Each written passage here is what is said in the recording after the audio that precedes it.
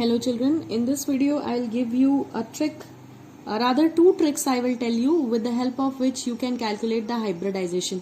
मैं आपको ऑलरेडी एक ट्रिक सिखा चुकी हूँ बट ये वीडियो मैं कंपाइल कर दे रही हूँ दोनों ट्रिक्स को, तो जो आपको इजी लगे वो आप यूज करके हाइब्रिडाइजेशन कैलकुलेट कर सकते हैं। तो सपोज हमें जो है हाइब्रिडाइजेशन कैलकुलेट करना है मीथेन मॉलिक्यूल का, ठीक है। तो आपके लिए एक फॉर्मूला है, पहली ट्रिक फॉर्मूला बेस्ड है, ठीक है।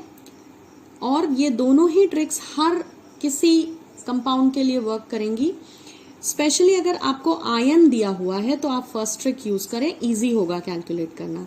फॉर्मूला है, if you want to calculate the hybridisation it is half V plus M plus minus C। यहां पर V जो है वैलेंस इलेक्ट्रॉन्स है, valence electrons of central atom. Central atom मतलब वो जो अकेला होगा, जैसे कार्बन, बाकी सब इससे जुड़े होंगे।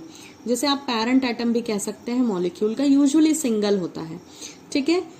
M क्या है? Number of monovalent atoms added. Monovalent atoms क्या होते हैं?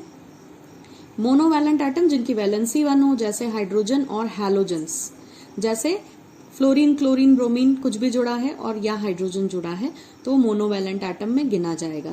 तो V stands for valence electrons on central metal, M stands for number of monovalent atom जो या तो हाइड्रोजन या हैलोजन होते हैं, और प्लस माइनस C का मतलब है कि ये प्लस माइनस C तब काम करता है जब आपको आयन के लिए कैलकुलेशन करना हो। अगर आपको एनायन दिया हुआ है, एनायन दिया है तो जो भी चार्ज है वो लाकर यहाँ जोड़ देंगे, और अगर आपको कटायन दिया हुआ है तो जो भी चार्ज है वो लाकर माइनस कर देंगे। इसलिए प्लस और माइनस दोनों साइन लगाएं। मैं भी एक एग्जांपल सॉल्व करूंगी तो आपको क्लियर हो जाएगा। देखिए, मीथेन के लिए आपको हाइब्रिडाइजेशन अगर निकालना है तो फॉर्मूला है हाफ। V का मतलब है वैलेंस इलेक्ट्रॉन। कार्बन के वैलेंस इलेक्ट्रॉन होते हैं 4। वैलेंस इलेक्ट्रॉन मतलब number of electrons in the outermost shell. तो वैलेंस इलेक्ट्रॉन है 4।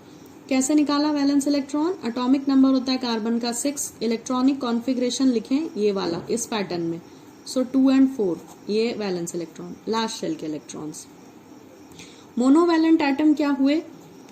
हाइड्रोजन या हैलोजन। तो हाइड्रोजन प्रेजेंट है, यस 4 प्रेजेंट है। कोई चार्ज है मीथेन पर? नहीं है। So plus minus is 0, you can leave also अगर चार्ज नहीं है। So half into 8 you got 4। So if you get any number here, whatever number you get here, write it like this, draw 4 lines, ठीक है। जितना number मिलेगा उतनी lines बना लें। यहाँ मिनिमम आपको 2 मिल सकता है, मैक्सिमम 7 मिल सकता है।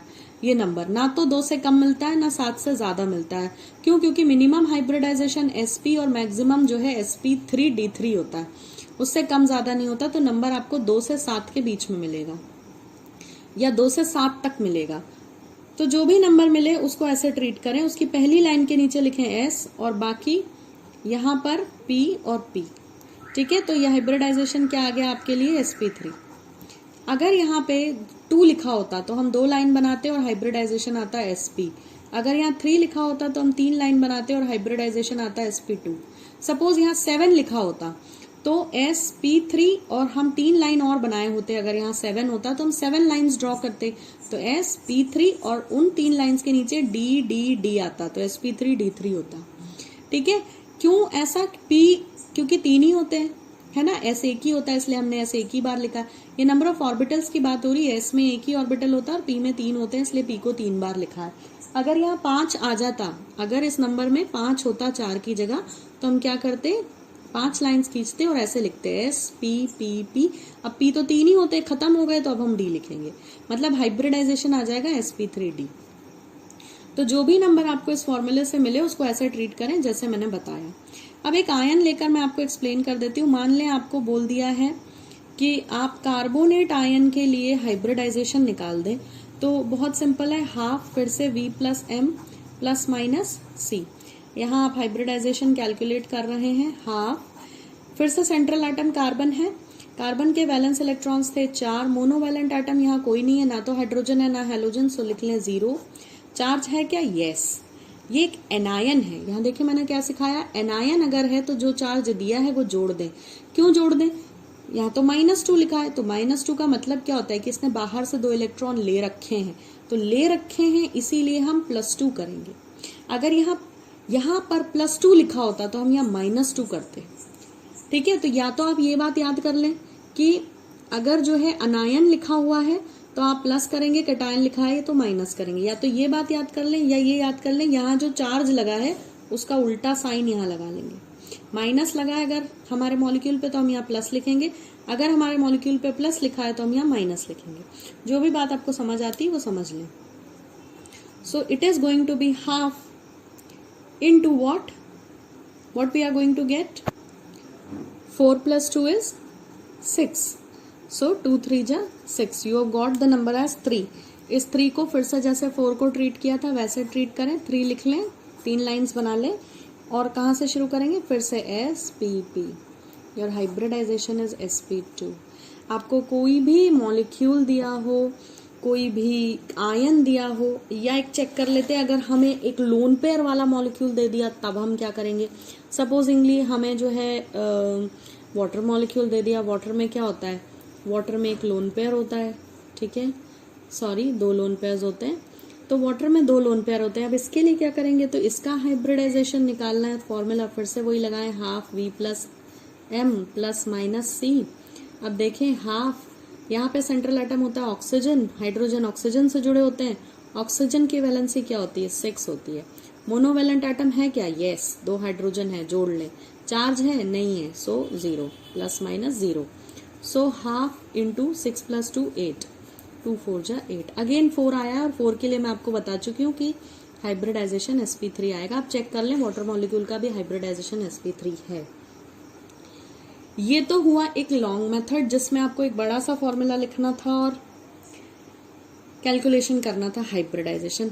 अब हम एक सेकेंड मेथड सीखेंगे for the calculation of hybridisation. वो इससे भी ज्यादा इजी है और 2-3 स्टेप में आंसर आ जाएगा। तो this is the second trick. जो आपको इजी लगती है, अच्छी लगती है, उससे आप कर सकते हैं। And the second trick is, जो भी मॉलिक्यूल आपको दे रखा है, मैं वाटर ही ले लेती हूँ, ठीक है, जो भी मॉलिक्यूल आपको दे रखा है उसमें बॉन्ड पेयर और लोन पेयर देख लें, ठीक है। इसमें क्या है? 2 हाइड्रोजन है यानी 2 बॉन्ड बना रखे होंगे, तो bond pair plus lone pair का फॉर्मूला है हाइब्रिडाइजेशन निकालने के लिए। सिंपल सा, बड़ा इजी सा। बॉन्ड पेयर कितने, वाटर ने कितने बॉन्ड बना रखे हैं? देखो आप डायग्राम बना के देख लो, है ना। और डायग्राम नहीं भी बनाओगे तो इट्स अ कॉमन सेंस के दिख ही रहे हैं। 2 हाइड्रोजन यानी 2 ही बॉन्ड बने होंगे, तो बॉन्ड पेयर होंगे 2 और लोन पेयर कितने दिख रहे हैं? 2 दिख रहे हैं। सो 4 के लिए फिर वही काम करना है। ये स्टेप दोनों में सेम है, sp हाइब्रिडाइजेशन एज sp3। सो दोनों ट्रिक से वाटर के लिए sp3 हाइब्रिडाइजेशन ही आ रहा है। अब हम एक काम करते हैं, ये तो लोन पेयर वाला केस था, ठीक है। अब अगर हमें कोई सिंपल सा मॉलिक्यूल दिया हुआ है, जैसे मान लीजिए कि हमको मीथेन मॉलिक्यूल को इस ट्रिक से कैलकुलेट करना है, तो कैसे करेंगे? सिंपल सी बात है। फॉर्मूला क्या बोलता है हाइब्रिडाइजेशन निकालने का? Bond pair plus lone pair लिखिए। अब यहाँ तो कोई लोन पेयर होता ही नहीं मीथेन में, 4 हाइड्रोजन है मतलब 4 बॉन्ड पेयर बनेंगे। लोन पेयर होगा 0, फिर से नंबर आया 4, और आपको पता ही है मीथेन का हाइब्रिडाइजेशन sp3 होता है। So these were the 2 tricks. I hope it is clear. ये हर एग्जाम्पल पे जो है फॉलो करेंगी, बट आई विल इंसिस्ट कि अगर आपको आयन दिया है तो आप पहली वाली ट्रिक ट्राई करें, और बाकी हर केस में आप सेकेंड ट्रिक लगा सकते हैं, not a problem. So these were the 2 easy tricks by which you can find the hybridization of any molecule or ion. So thank you for watching. Have a great time.